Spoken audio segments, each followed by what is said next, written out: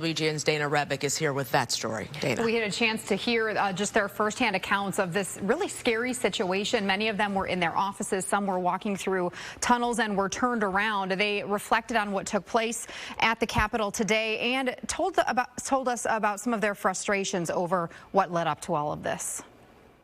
And then all of a sudden, the Capitol Police, arrived at my office and started knocking on the door violently and basically shouted at the top of their lungs, "Get out, get out, get out." I even saw at least one or two protesters running through the hallways after they had breached the complex. As lawmakers sheltered in place, they began to reflect on what was unfolding at the Capitol, pointing blame on the president. He needs to stand up, as every president before him has done, and say we had a free and fair election in this country. I did not win, but the people have spoken.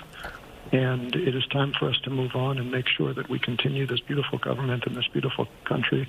I need everybody to accept that result. Tonight, Illinois Republican Congressman Rodney Davis tweeted, "There's no excuse for what we saw today. It's unpatriotic and un-American.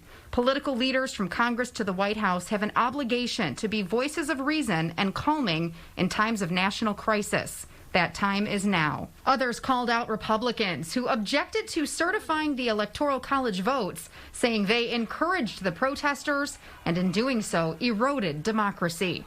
We just saw the abyss today. This is what happens when a country comes apart.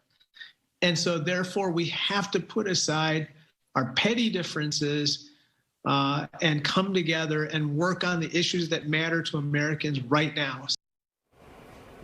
And he went on to say, stressing the importance of moving forward, moving on from this and focusing on the big issues facing the American people, getting through this pandemic and getting the economy back.